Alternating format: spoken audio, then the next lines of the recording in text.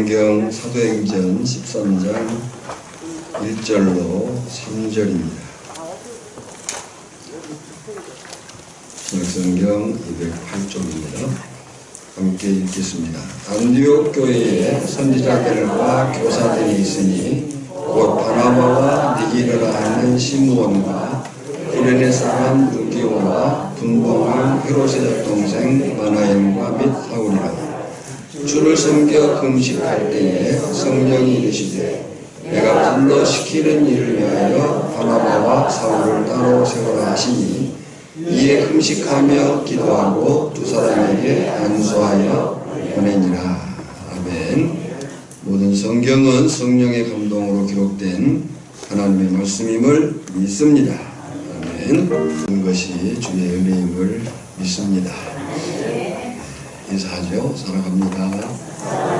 교사님, 기자님, 장로님이 자랑스럽습니다. 축복합니다. 예배가 생명입니다. 말씀에 집중하여 은혜 받읍시다. 아멘. 성경은, 특히 구약 성경은 하나님을 언약의 하나님으로 표현합니다. 언약은 커버넌트, 히브리 말로 베리트, 헬란 말로 디아다케 라는 단어인데요. 이 말은 단어 그대로 말로서의 약속입니다. 언약. 중요한 것은 이 언약은 하나님과 하나님의 백성과의 관계가 성립되게 하고 또한 그 관계를 유지하게 하는 핵심이라는 거예요. 뭐가요? 언약이 하나님과의 관계를 성립시키고 그 관계를 유지하게 한다. 그래서 하나님의 백성, 성도는 말씀의 백성이라고 할 수 있는 거예요. 하나님의 백성은 성도 곧 우리는 이런 면에서 하나님의 말씀을 떠나서는 살 수가 없습니다. 아멘. 그런데요, 성경을 보면 하나님은 종종 그 언약을 갱신하셔요. 갱신이 뭔가 다시 반복하면서 강조하고 강화하는 거예요. 제가 이 설명을 하는 이유는 지금부터 약 21주 동안 사도행전 13장부터 21장까지 믿음을 주제로 갱신 설교를 할 거예요. 2016년도에 했던 설교예요. 제가 이 설교를 다시 살펴보면서 허술했던 부분들, 좀 놓쳤던 부분들, 그리고 이제 바뀐 그 상황들 속에서 말씀을 재정리하고 소위 갱신 설교를 하고자 합니다. 예상되기는 절기나 특별한 경우를 감안할 때 이제 8월 말까지 갈 것 같고요. 그리고 이제 방향은 추수감사절입니다. 추수감사절, 우리가 영혼의 추수를 또다시 계획하면서 말씀의 방향을 잡아가려고 합니다. 이미 정무회장님이 광고를 하셨는데 주보 5번에 보면 그 21주의 설교의 제목과 본문이 정리되어 있습니다. 잘 킵하셔서 말씀들을 부단히 읽으시기를 바랍니다. 전체 주제는 오직 의인은 믿음으로 말미암아 살리라 예요. 세 단계로 각 7주씩 믿음의 형성, 믿음의 강화, 믿음의 확장으로 나갈 터인데, 여기서 먼저 단어를 하나 정리하자면 믿음이라는 단어예요. 우리가 너무 익숙한 단어죠. 믿음이란 단어. 근데 이 믿음이란 단어는 흔히 착각할 수 있는 신념이 아니에요. 신념은 자기가 갖는 확신이에요. 물론 우리의 삶에 있어서 신념이 필요한 부분이 있습니다. 그러나 믿음은 신념이 아니고 성경은 믿음에 대해서 이렇게 말해요. 하나님의 의로 인해 주어진 선물이다. 믿음은 하나님의 의로 인해서 주어진 선물이에요. 그 믿음이 우리를 또한 믿음으로 살게 한다는 거예요. 선물이 하나님의 의로 인해서 주어졌는데 그 믿음을 가지고 우리는 산다는 거예요.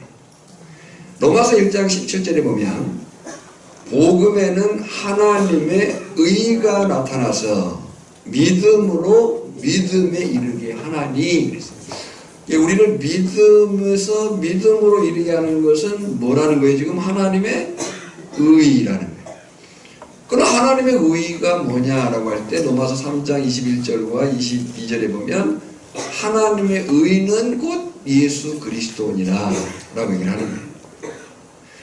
에베소 2장 8절을 보면 너희는 그 은혜에 의하여 믿음으로 말미암아 구원을 받았으니 이것은 너희에게서 난 것이 아니요 하나님의 선물이라 이렇게 말하는 거예요. 그러니까 믿음은 신념이 아니에요. 내가 갖는 확신이 아니에요. 믿음은 하나님의 의이신 예수 그리스도로 말미암아 주어진 선물. 그 선물인 믿음을 가지고 의인은 살아가는 거예요. 그래서 중요한 것은 믿음은 두 가지 분명한 사실을 요구해요. 믿음은 두 가지 분명한 사실을 요구한다. 그 사실이 뭐냐면 분명한 신앙 고백과 신앙 고백을 요구해요. 분명한 신앙 고백과 실제적이고 구체적인 삶의 열매를 요구한다는 거예요. 자, 믿음이 뭐냐? 하나님의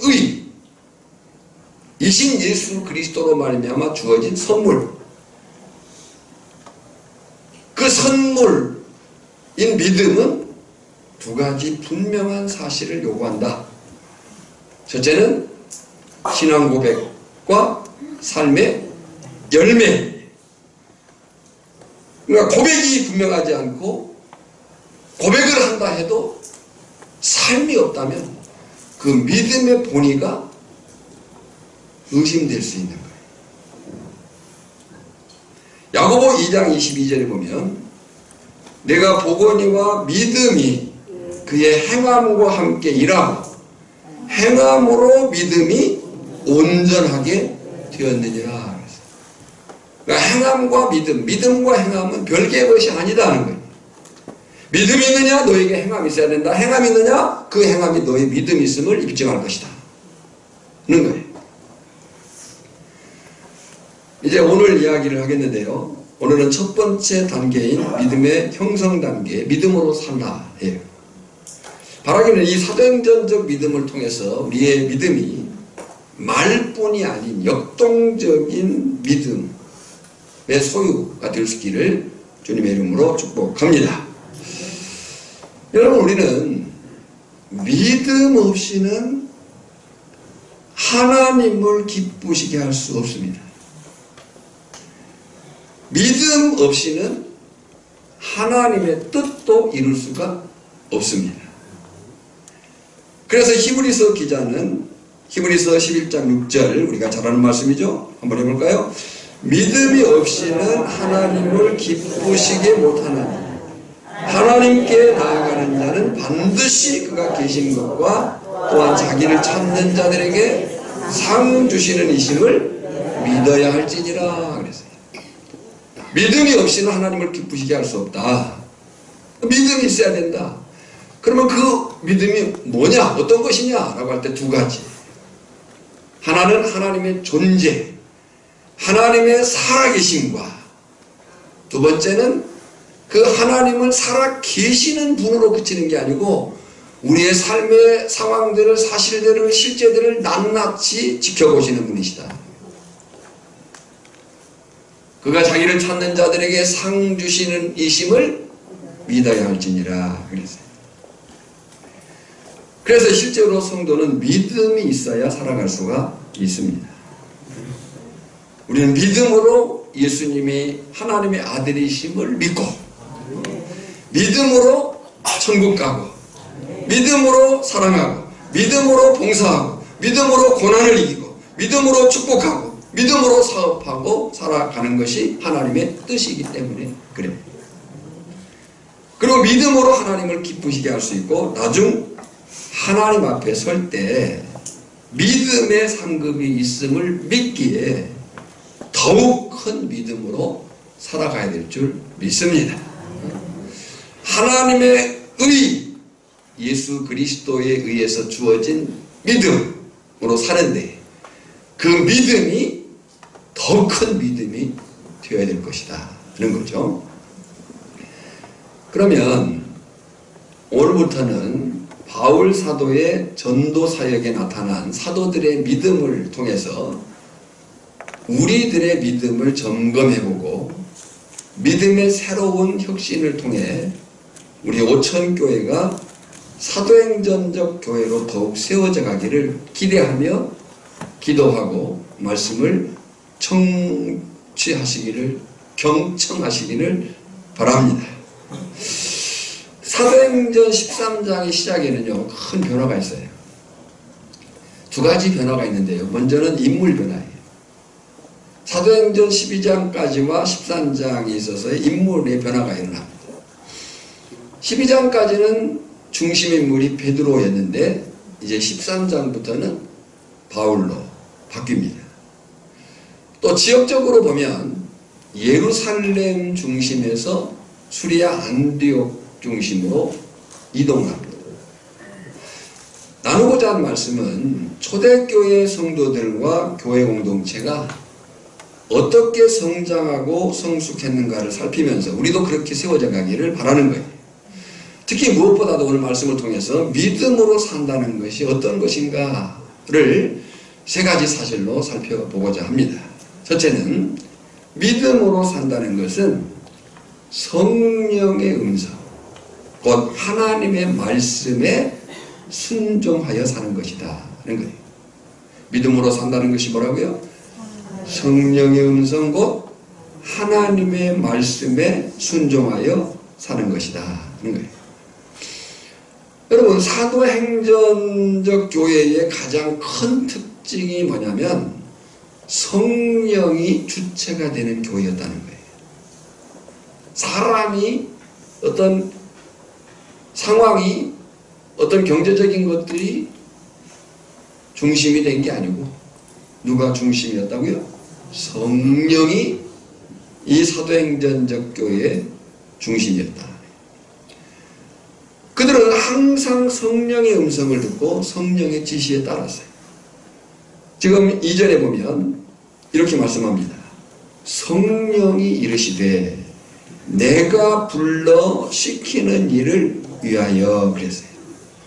여기서 우리가 주목할 것은 성령님이 우리들의 삶의 주체가 되셔서 명령하신다는 거예요. 명령형으로 말씀하신다는 사실이에요.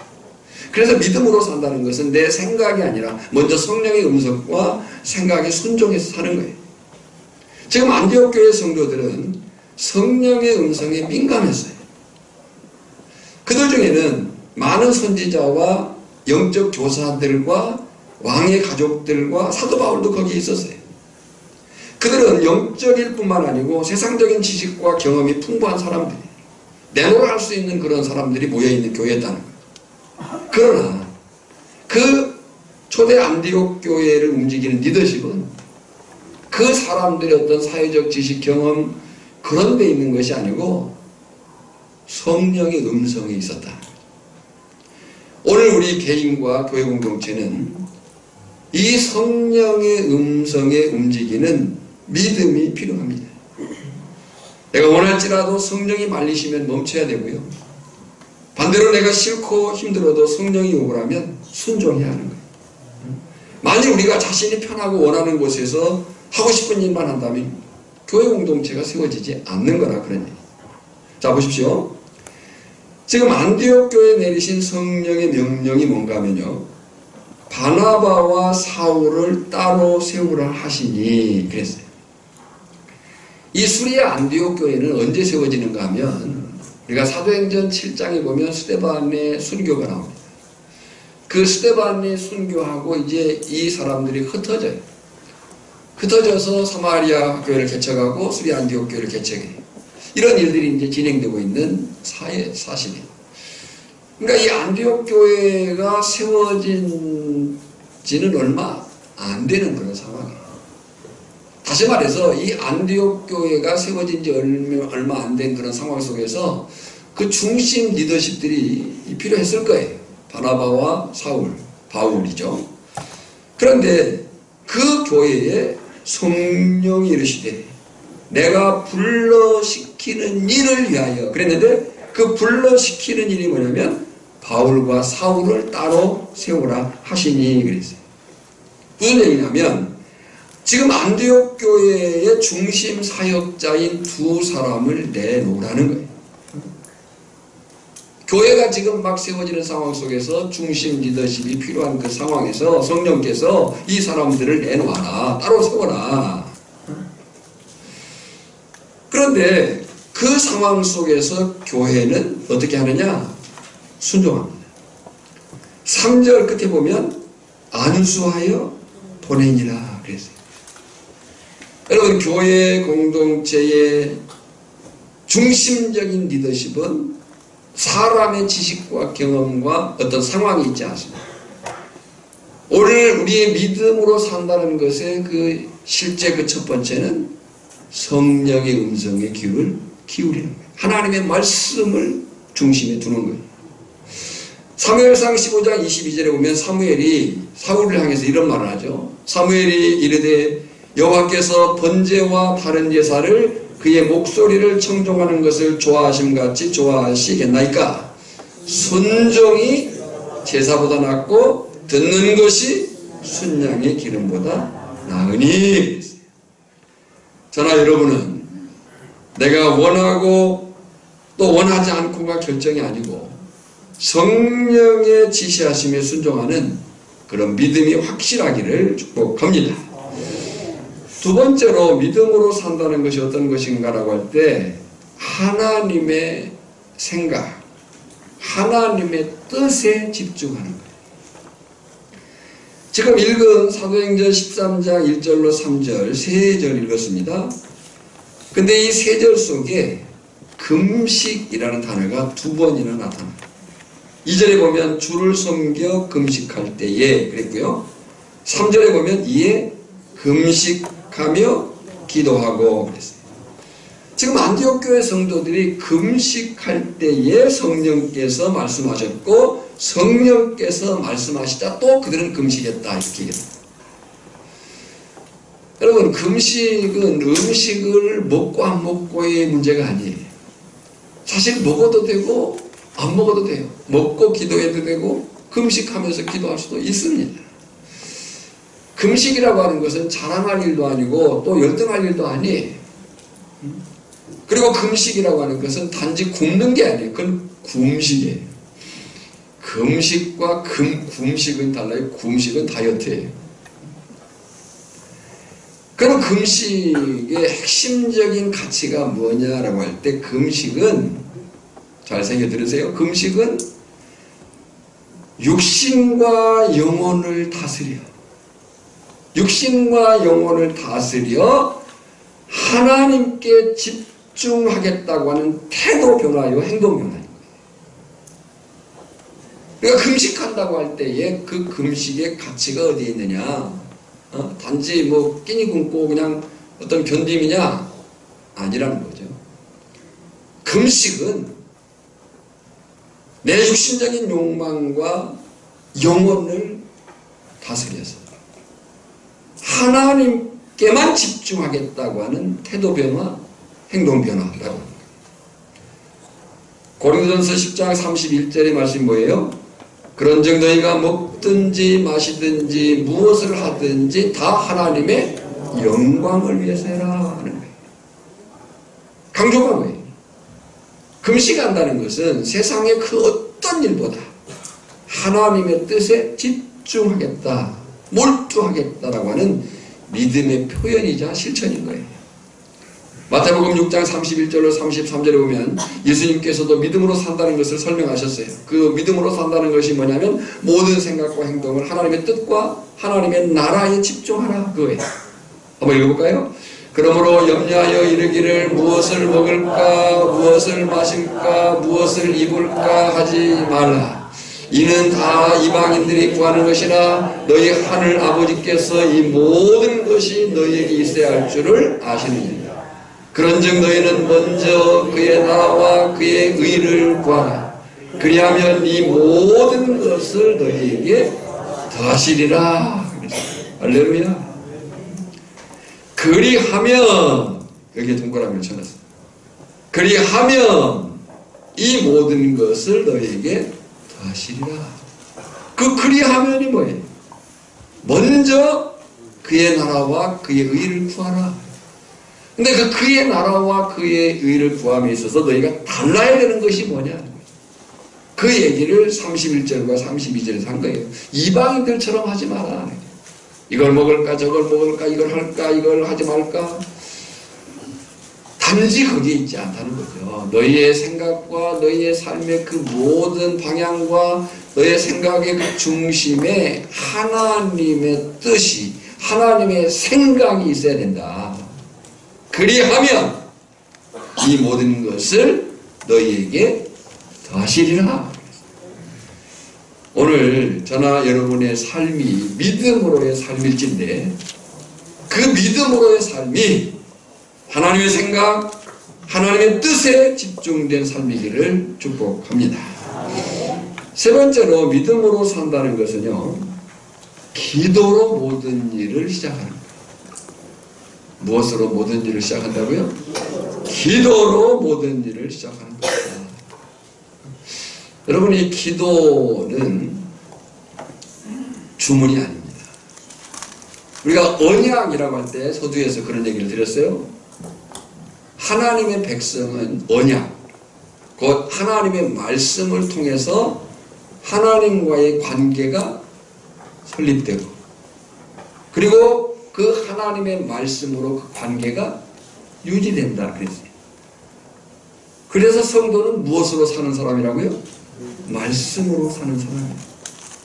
근데 이 하나님의 언약, 곧 하나님의 말씀의 그 설립과 그 유지 속에서 끊임없이 하나님과의 그 관계를 갖도록 하는 영적인 싸움이 기도라고 합니다.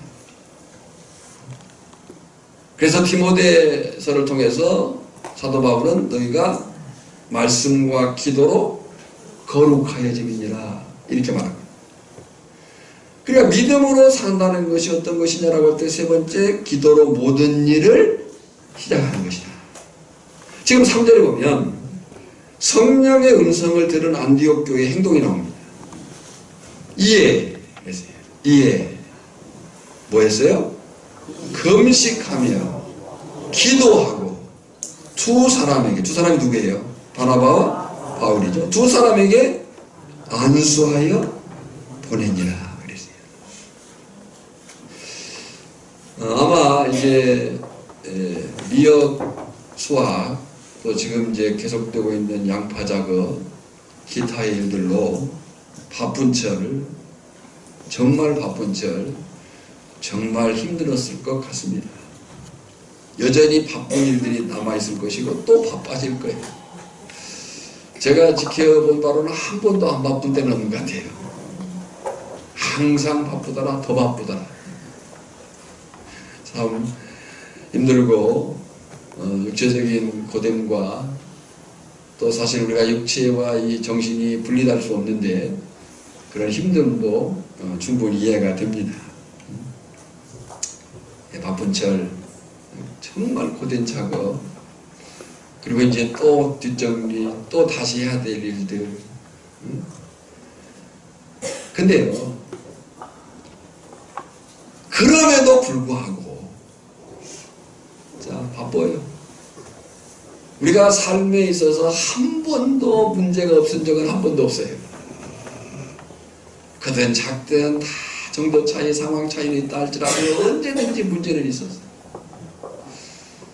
상황은 있었어요. 바쁘고 더 바쁠 거예요. 제가 예전에 필리핀 갔을 때 필리핀 날씨가 어때? 그랬더니 그렇게 표현하더라고요. 덥고 더 덥고.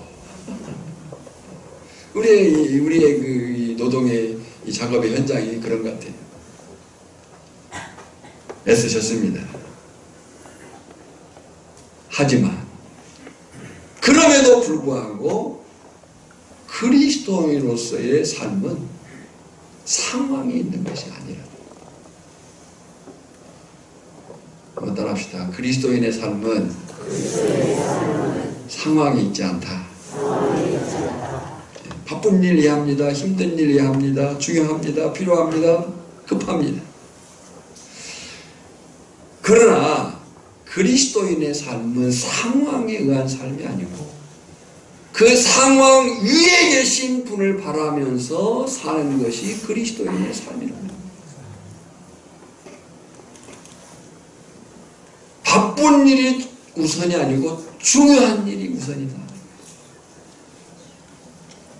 그 우선적인 삶이 뭐냐? 예배요, 말씀이요, 기도인 거예요.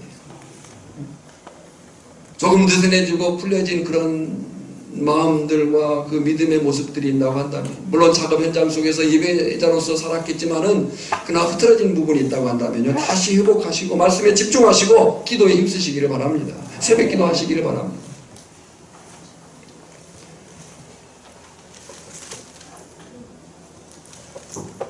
제가 목사로서 솔직히요, 새벽에 기도하지 않으면 하루의 삶에서 기도를 놓치기가 쉽습니다. 우리가 기도하죠.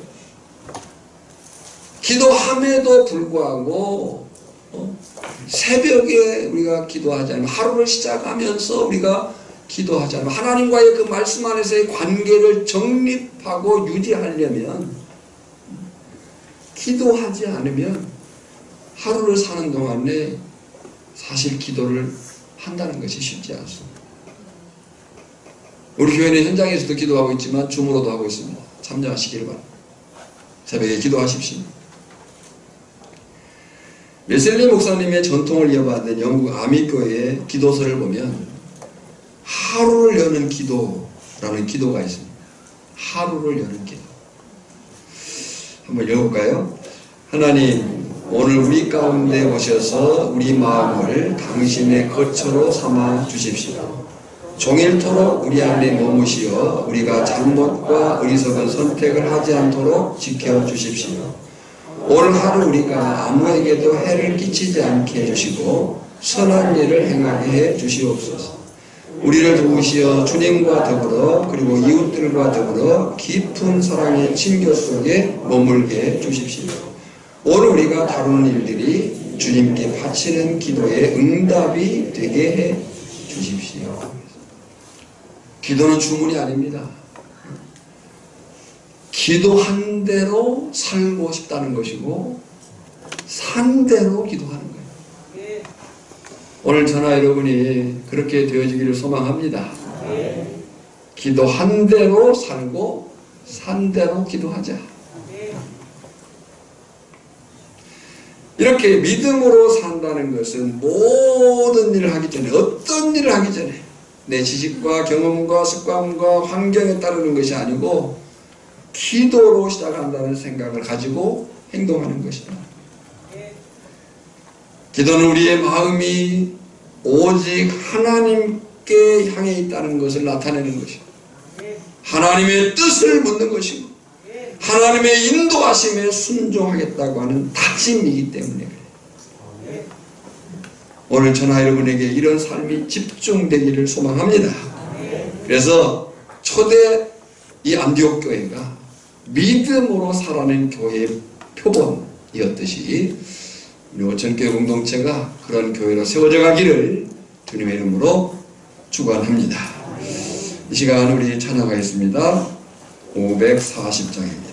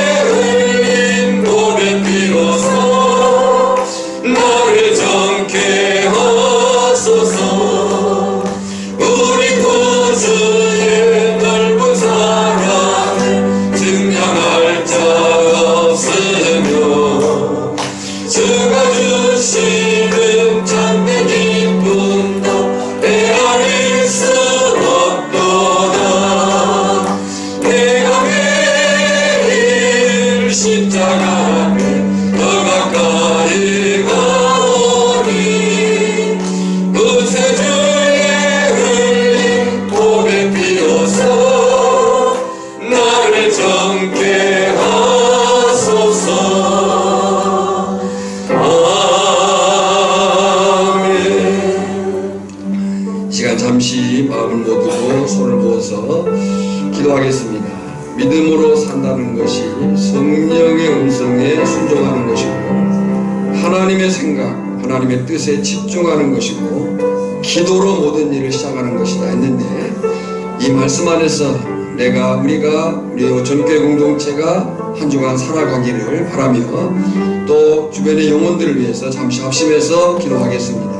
하나님 아버지, 은혜와 사랑을 인해서 참으로 감사와 영광과 존귀함을 돌려드립니다. 우리 하나님 이제 믿음으로 산다는 것이 무엇인가를 말씀을 통해서 다시 확인하게 하시고 하나님의 말씀 성령의 음성에 순종하여 살게 하시고 내 생각과 내 지식과 내 경험과 내게 주어진 상황이 아니라 하나님의 뜻, 하나님의 생각에 집중할 수 있는 자들이 되게 하여 주시옵소서. 우리의 삶의 매 순간순간들이 하루를 여는 그 삶의 사실들이 하나님과의 관계 속에 기도로 나아갈 수 있도록 성령께서 역사하시고 주관하시고 다스려 주시옵소서. 하나님, 그로 인해서 나 자신이 살게 하시고 다른 사람을 살리게 하시고 이 지역을 살리게 하시고 주의 거룩한 역사를 감당할 수 있도록 주님 도와 주시옵소서. 예수님의 이름으로 기도하옵나이다. 아멘. 축도 후에 찬양을 잠깐 멈추시고요. 자리에 그대로 계시면 감사하겠습니다. 축도하겠습니다. 이제는 우리의 구주여 주님 되신 예수 그리스도의 은혜와 성부 하나님의 크고 놀라우신 사랑하심과 성령이 깨닫게 하시고 능력 주시고 또 살도록 도우시니 오늘 믿음으로 다시 살고자 다짐하며 삶의 현장으로 나아가는 모든 심령들이 이제부터 영원까지 항상 함께 있을지어다. 아멘. 아멘.